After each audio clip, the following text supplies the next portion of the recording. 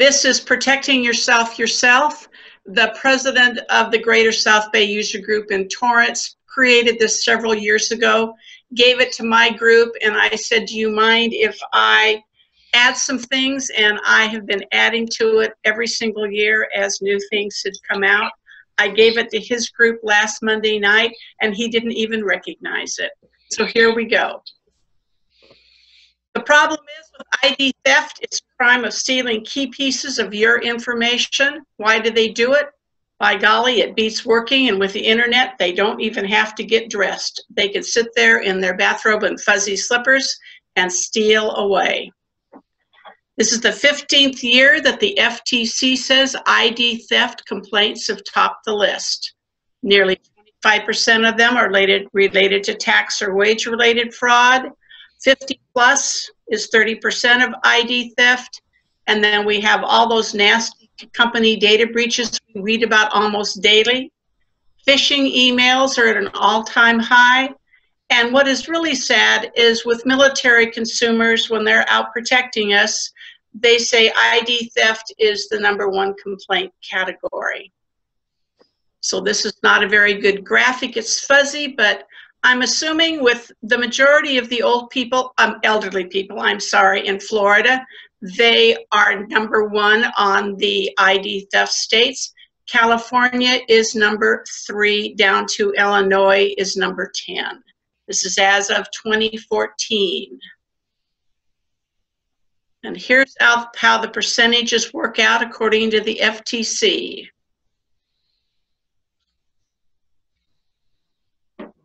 So how long does it take to fix it if you find out you are a victim?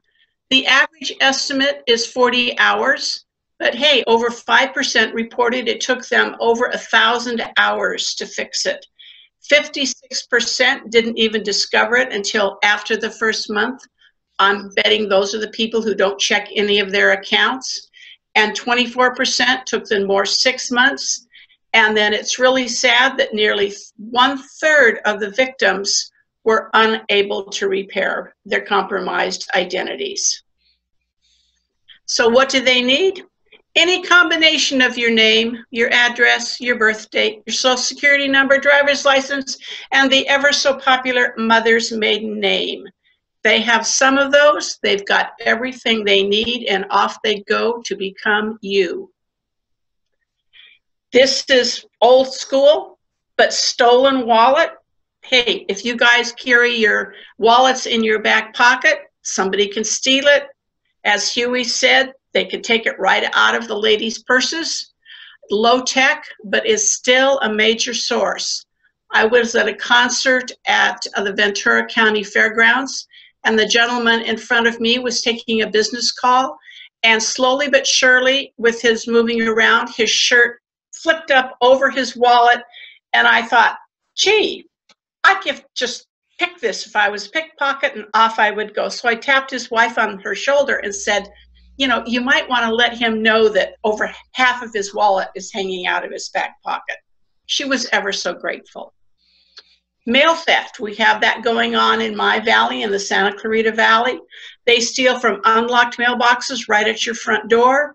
Postal trucks, I always wonder about that truck that's parked up at the top of the hill when the mail carrier is going up and down my steep hill. Our problem on the other side of the valley for me is the locked community mailboxes. People are breaking into them all of the time. Of course, it is a felony, and if they're caught, they're behind bars.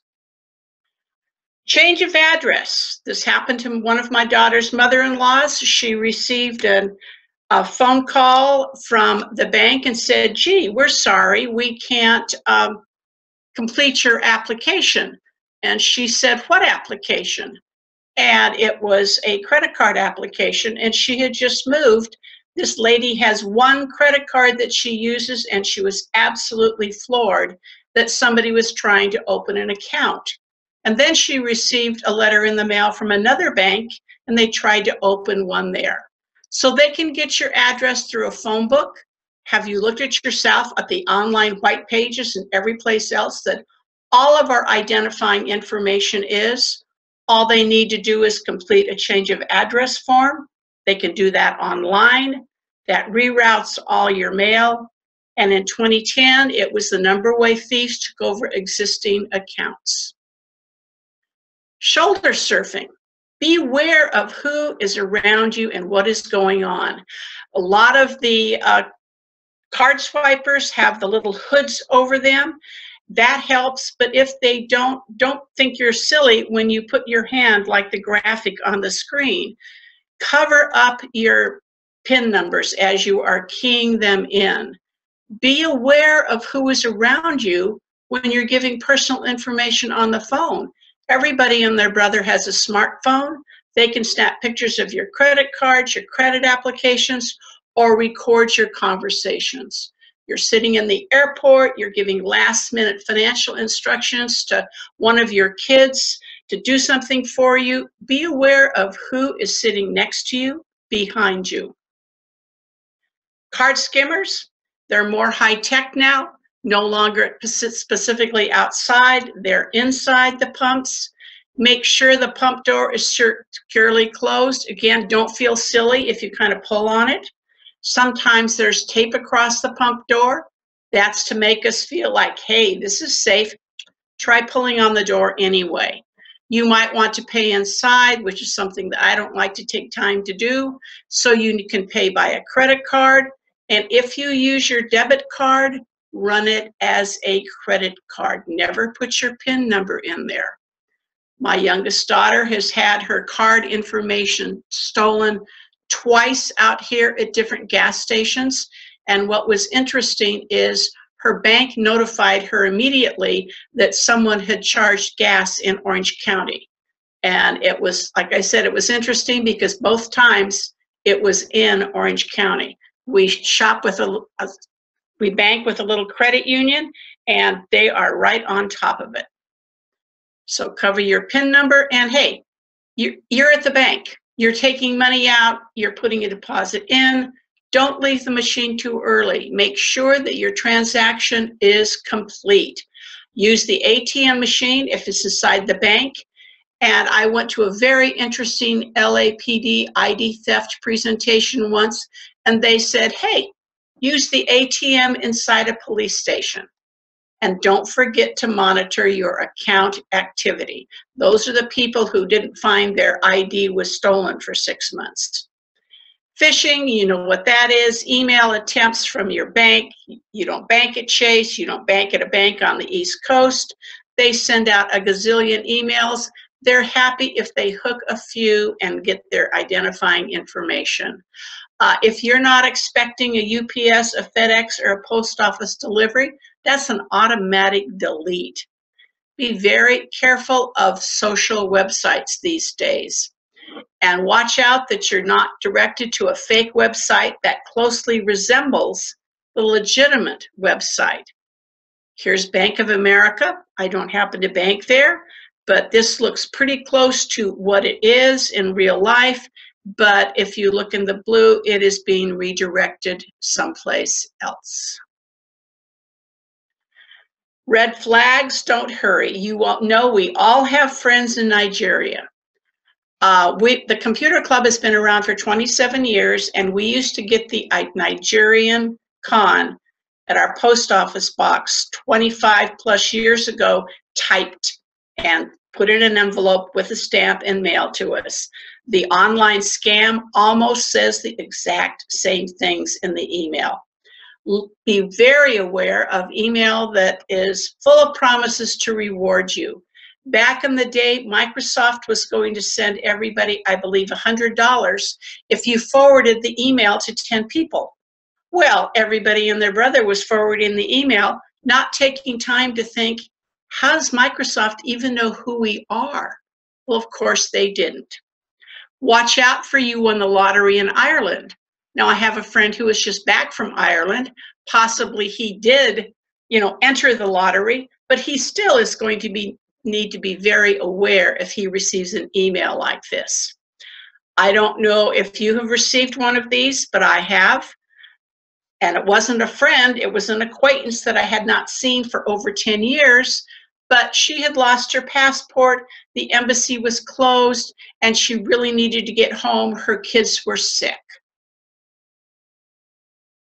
Look out for emails that direct you to a website or validate or update your info.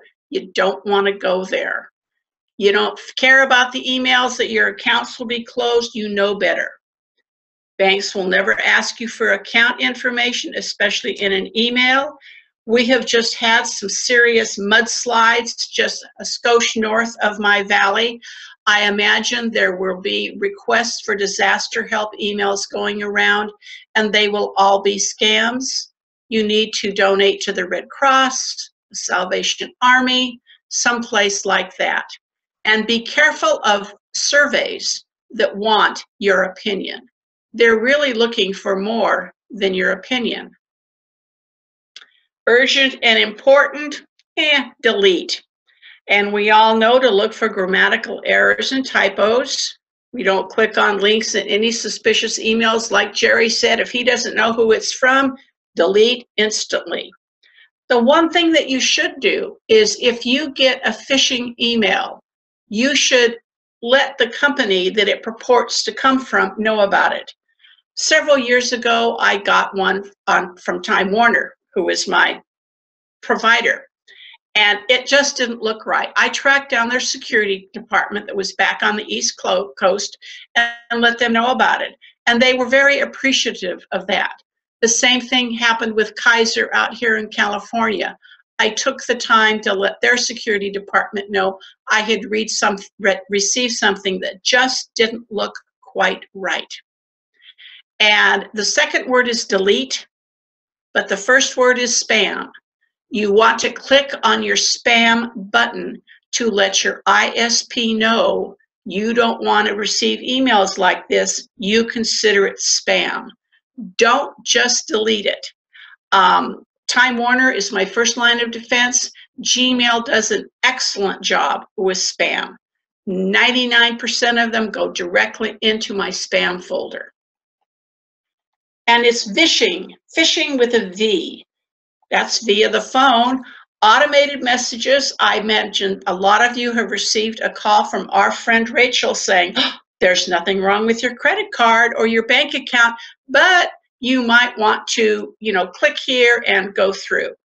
They look to verify information. Your cousin, nephew, grandson is in wherever and needs money now. I have two 15-year-old grandsons and an 18-year-old. Their voices are either in the process of changing or have changed.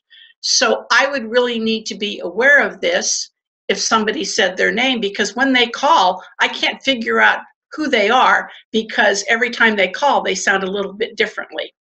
And I've been on the phone with Jim Evans when he has received the call about there is something wrong with your computer. I feel sad because I have never received that. And this year, it was a lot of, you're going to jail unless you respond, which really gets to seniors who are not tech savvy. So we need to make sure that we tell all of our senior friends and relatives about the ID theft tips so they don't answer the phone and believe it is somebody, and so on. If you are shopping online, be careful you're not shopping at a duplicated website. The goal is to get you to believe you're where you wanted to go in the first place. Of course, they're looking to get your information when you check out. Again, hover over the URL to see the complete address. Make sure you aren't being redirected someplace else. You know the drill. Check the spelling, the grammar. I always look for a brick and mortar address, even if I am looking at Malwarebytes or something like this. I like to know where the companies that I'm dealing with are located. So I will always go to Contact Us or About Us. It's usually down at the very bottom of their web page. Do they have a phone number? Give them a call before placing an order. It doesn't hurt to check them out. One of my daughters did her son's bedroom in Superman theme, and you could not buy them anyplace. You had to buy it online.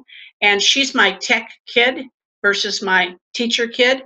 And she bought all this expensive Superman stuff and then waited and waited and waited. And then when she finally got around to checking on it, the website was gone. and she was out a great deal of money. So they are looking to steal your business or personal records at your workplace, even at your doctor's office. Find personal info in your home. The LAPD officer said that they come into your home, maybe a contractor, maybe a friend's girlfriend or boyfriend, granddaughter, grandson's boyfriend or girlfriend that you don't know, and you don't know who they are, what their background is or anything. And if they can find checks, they will dip down into a book of checks and take one out, and you won't notice it maybe for eons. I probably wouldn't notice it for years because I don't even hardly write one check a month now. And so you need to be aware of where your checks are. I keep mine in a box, in the garage, in something else. And I just thought that was a very good tip, because I'll give the key to the contractor to come in and put the tile on my floors. I didn't think anything about it. Of course, I trusted him, but still be aware of that kind of stuff around. Where do you keep your passwords? Do you keep them on a notebook? I know at work, we always used to keep them in a sticky underneath our keyboards. That doesn't work anymore. But be aware, look around your house and see how vulnerable you might be if somebody you don't know gets in. They can also use the info you put on the internet. They can buy personal info from inside sources. So how do they do it? I Googled Judy Taylour and got about 10,000 hits. They know everything about me except that I like Diet Pepsi with lemon. With my birthday and where I'm born, they can get my birth certificate. I got about 10,100 results in 37 seconds. Of course, I've been out there for years, long before we were told you really shouldn't have such an online presence. But every time you go to a meeting and there's minutes taking, if they post those minutes on their website, your name is included. If they happen to include email addresses, your name and your email address is included. And if you search for yourself, those minutes might come up. So you need to be paranoid, give out as little information as possible, ask why they need the information, don't be in a hurry, slow is much better, and check them out. At a minimum, the Better Business Bureau. Go online and look for reviews. See what people have to say about various and sundry companies. Obviously, Stacy should have done that with the Superman paraphernalia. Be aware of social media, Facebook, Twitter, Google, YouTube, Pinterest, LinkedIn. Make sure you customize your privacy options. I teach a Facebook 101 class for adult ed, and everybody, of course, is on Facebook, and I'll ask them, how many people have customized their privacy options? And they look at me like I'm crazy. They've just signed up for it, and they think they're good to go. You're not good to go. You need to customize everything.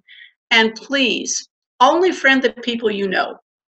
Sometimes I will get a message from somebody that, you know, could be an old work buddy from when Stacy and I happened to work at the same company. I will ask her, do we know this person? Or she will do the same to me. And if we can't figure out who it is, we're out of there. And they're phishing for your information exactly like they have been doing over the years in email. And engrave this statement somewhere where you can see it or think it all the time. Our dear friend Abby Stokes says, don't put any information in social media accounts that you won't put on your front door. So if you are going on vacation, you are not going to tell Facebook friends that. You'll say, when you came back, you were there. So that's a very wise statement. And of course, the same thing goes for email. And down at the bottom, there's a link to some stay safe online tips. And those are the people that are involved in the National Cybersecurity Awareness Month. So what can you do? Make sure program extensions are turned on. In Windows 10, you do that in File Explorer. Make sure you update all your programs. And as Jerry Minnick said, create a restore point first. create a restore point before you download any software, whether it's free or you paid for it, just in case you want to be able to go back. Some of the companies automatically do that for you, but don't take a chance. If it mucks up your computer or you get something crummy, you want to be able to go back. Scan at least weekly. Do a deep scan monthly. I actually scan every day. I deep scan every week. And I'm sure almost everybody here listening loves Malwarebytes. If you don't, you need to go to malwarebytes.com and at a minimum download their free program. They also have a new one, Malwarebytes Exploit, for your browser, and you should download that one too. You all know the drill. We need strong passwords. We need to use a different password for each account, which tends to drive some of us crazy. A minimum, we used to say 8 characters, minimum of 10. Lowercase, uppercase, at least one number and a symbol. No words or numbers or alpha characters in order. You might want to check them out at Microsoft's password check website. They don't care who you are, what the password is. They don't look at it. They don't save it. They just are giving you a heads up on if it's weak or if it is strong. And to get it into that 4th box down there, it really needs to be long. Or think about using a passphrase. This is kind of the new kid on the block. Y'all remember Edward Snowden, and he stole all the secrets and everything. And he had an interview with John Oliver. And during that interview, he said, you know, if they had used passphrases, I wouldn't have been able to get the information. So here's a passphrase. The Santa Clarita Valley Computer Club meets the 2nd Wednesday of the month! Exclamation point. I went to Steve Gibson's password checker. There's the email address or the URL. And he calls them needles in a haystack. You want your password to be a very small needle in the haystack. So it's very well hidden and it can't be hacked. Okay. He says they must resort to brute force trying to get it. And you want it, that brute force, to take a gazillion years so it never gets hacked. And here's my passphrase, and it says online attack scenario, assuming 1,000 guesses per second. It'll take trillion centuries for anybody to figure out what that is. I think that's way cool. Again, Steve Gibson is one of those tech people that we've known for 1,000 years.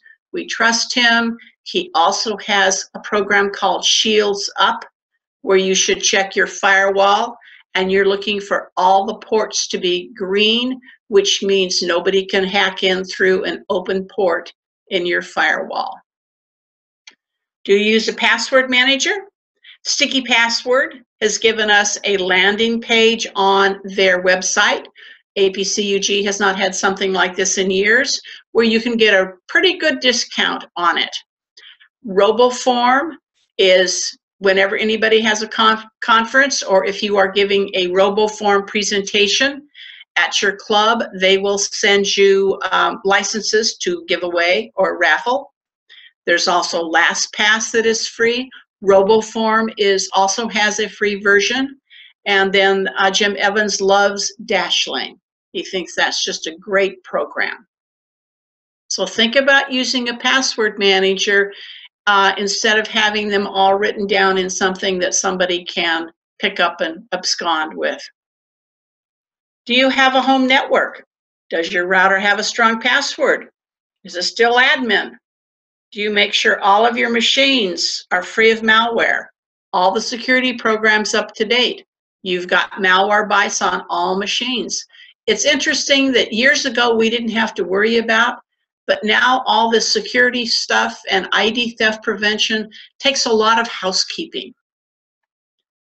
And here's what you never ever want to click on anything like this. This is one of the things you need to share with your non-tech friends and relatives. that if something pops up and says your computer may be infected, it's Alt F4 to make it go away. So what can we do? Don't put your email addresses on public web pages if you have to. And you'll notice when I send push articles out, if any of you are editors, the author's name is name, space, parentheses, AT, parentheses, space, and then their group. So if you belong to an organization that insists on putting your name and email address up on something, let them know that you insist that it be this way. Or I'm noticing a lot of computer clubs are changing their email addresses into a graphic.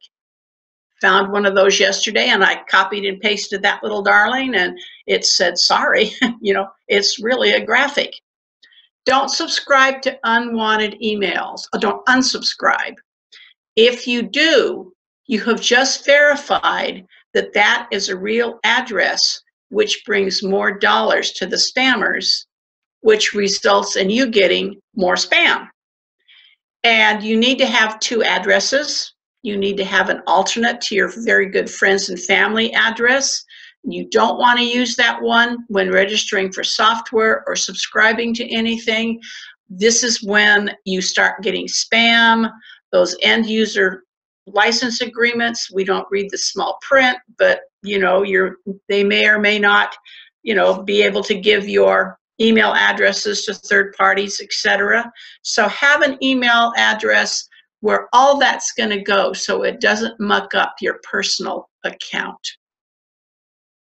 Don't click here in an email, hover over that. It's going to show the destination. Set up you need to set up an account at irs.gov before the fraudsters do and steal your info and tax data. And as Jerry said, never forward chain letters and virus warnings. If I receive one that has, you know, 3 different forwards and 150, you know, combined email addresses, I will select all of them, delete them, and reply back to the sender and say, you know, and I always use the words Homeland Security. That always gets their attention. And I say Homeland Security would be forever in your debt if you would put all of your addresses in BCC.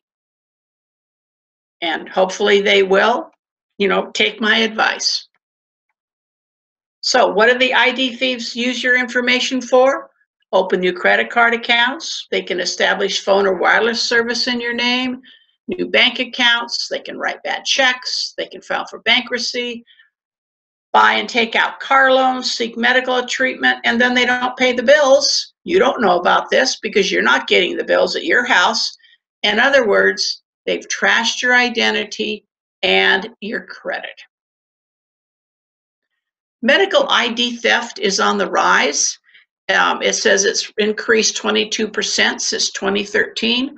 I don't think a couple of years ago, this was something that we even thought about this. There's always something new out there to be aware of. But more than 2.3 million adult Americans or close family friends have become victims during or before 2014. And it's extremely difficult to untangle everything because of HIPAA. How do you prove who you are when they have somebody else using your ID that has been hospitalized or has sought treatment? Prescriptions, it's really scary. And you might not notice it for months and even years. You don't hear about it from the healthcare providers unless, you know, they have a data breach. And then, like I said, there's HIPAA. What you need to do is, I know every month at Kaiser, I get something from them that I really didn't used to pay much attention to, but it's a synopsis of how I have used my benefits. At least that would let me know if somebody else was out there in addition to me claiming to be me. The average cost we're out of pocket when we're straightening it out is over $13,000. It doesn't come out as a zero balance for us if somebody else uses our identity and seeks treatment. You know, to treat your trash and mail carefully, destroy those pesky credit card applications you get in the mail all the time. Shred Shred everything. I mentioned this at my computer club one time, and this guy said, well, you know, I take the address and I tear it out of the envelope and I shred that and I put the envelope in the trash. And almost everybody in the room turned around and looked at him. And I said, you know, you need to open it up because your name is already on the credit application in at least 2 places. The look on his face was priceless. And he's been doing that ever since. So opt out of those pre-screened credit card offers. Put passwords on your credit cards, your banks, your phone accounts, and use 2-factor authentication. Whenever I go online to my credit union, I have the 2-factor authentication set up there. I put in my username and my password, and I better have my phone sitting right next to the keyboard because it is going to ring immediately and want me to key in a set of numbers, and I'm good to go.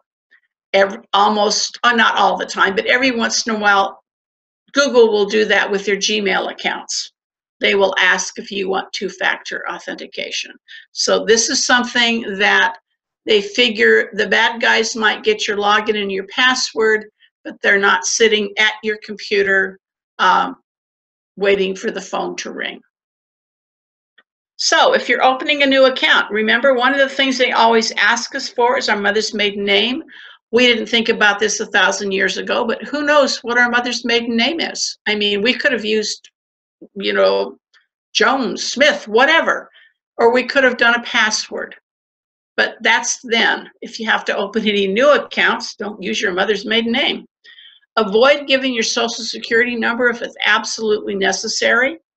I wanted to update my phone a couple of years ago, and I'm on my youngest daughter's plan. She was in Chile, and I got up to Walmart, and they said, we'll need the social security number for the account. And I went, oh my gosh. She never has given her social security number to anybody. Long before you were told only give your 4 last numbers, she was doing that. So I called her husband and I said, I need it. And he went, you know, she's not going to like this. And I said, I'll be responsible for it. As soon as she gets home, I'll tell her what I did. So he gave it to me, and I walked off with my new phone and everything. And I got home, and there was a message from her. He'd called her. He was so, oh my gosh, I can't believe I gave your mother your number.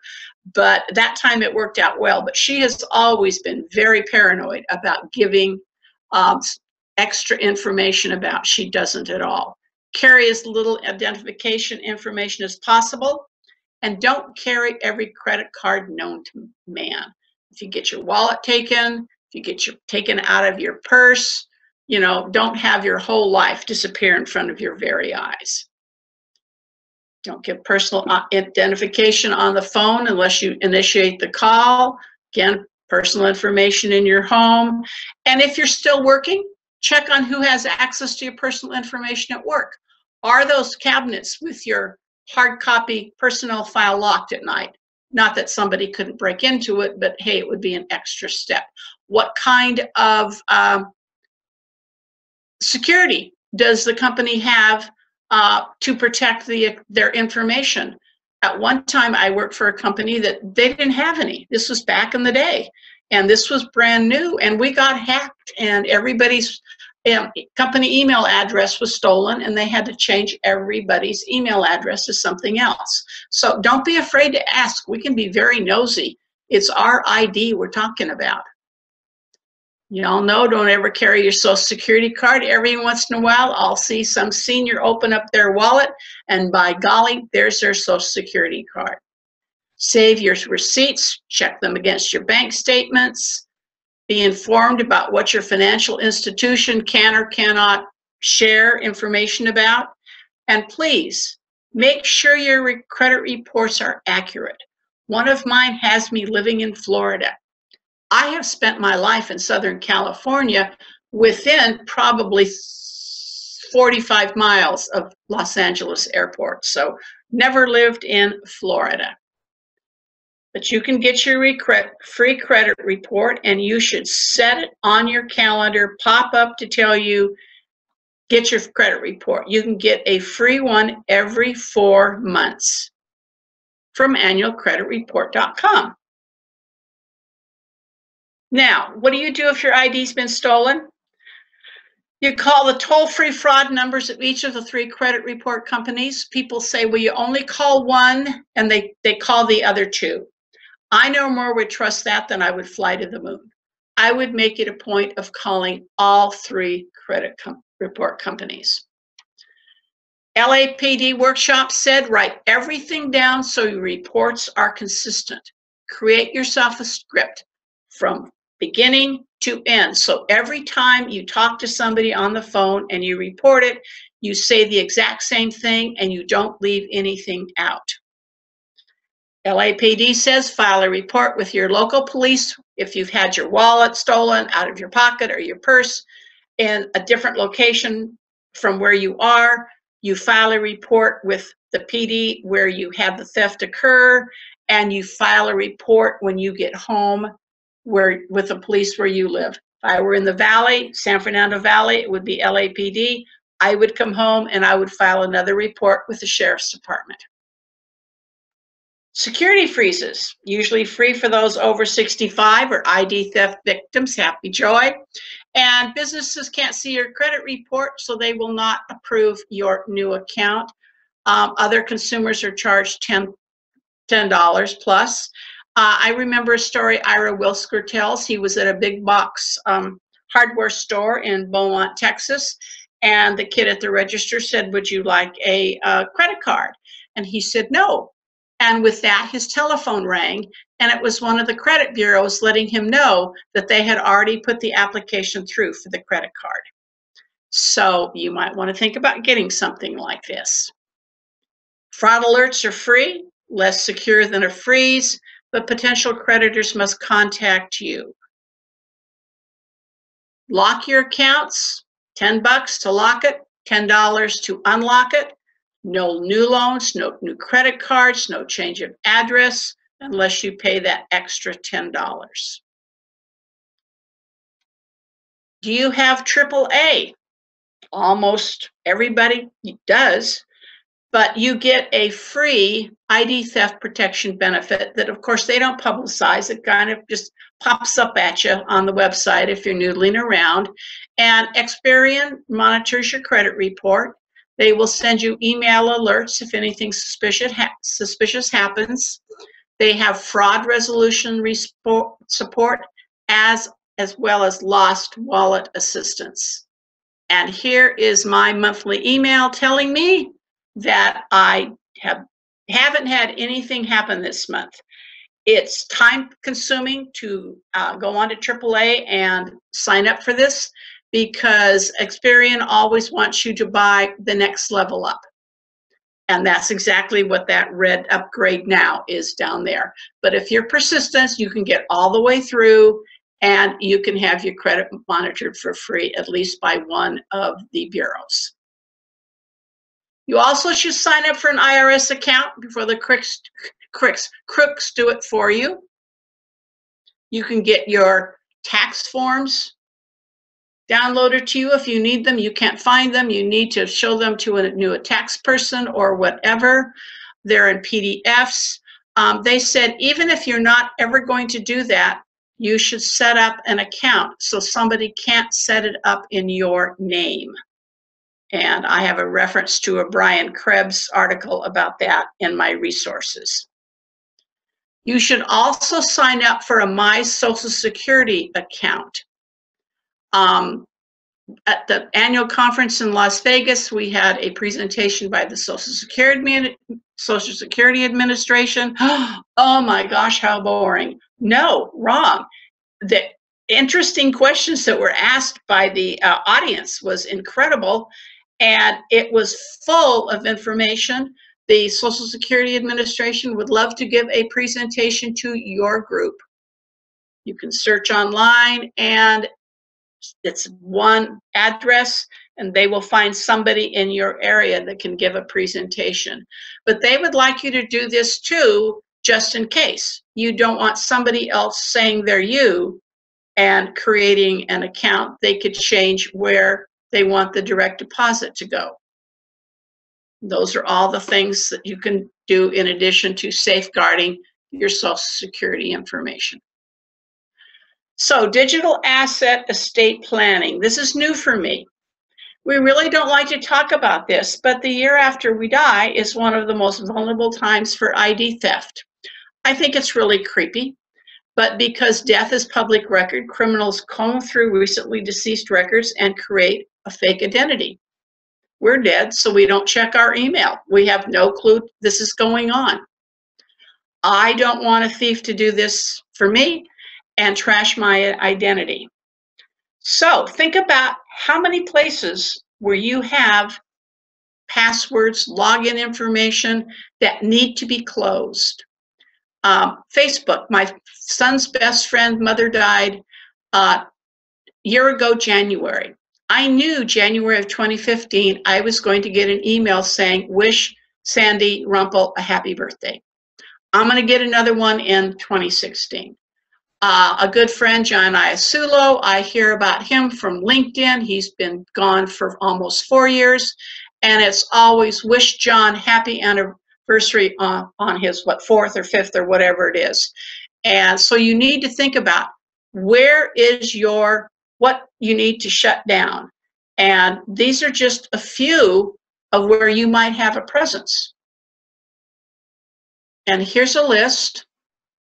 And I'm sure you all could come up with even more places where you have to have a login and password and you really would like it to be gone when you're gone. So you need to designate a digital executor in your will, living trust, etc.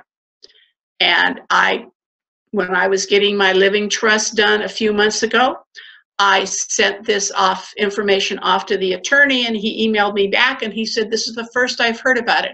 I had done some research and it's a brand new thing. And we talked about it and he said, this is really great. He says, I'm going to include the information in the form that I send out to, prospective clients, so to speak. So do you have a password program where you keep all your information? And this came as a result of my RoboForm presentation to my group. As we were filling in the information for an account, I thought, gee, this would be a place where I could put everything, and my daughter, who's going to be responsible for all of me going away stuff, I could give her the master password, and she could go in and go boom, boom, boom, boom, boom, and go to all of them and shut them all down. I sent that information to my contact at RoboForm, and he said yes. He said he too thought it was a good idea. He said, but they're always so busy updating the program, the programmers have not had an opportunity to include this in. I found a couple of password programs that are including it, though. Could you put your password list on an encrypted flash drive? We're told never to give our master passwords to anybody, but if we trust somebody to take care of all of our assets after we're gone, surely we could give them the password. Safe House Software has a very nice free encryption program. But here's the caveat. We need to remember to keep everything updated.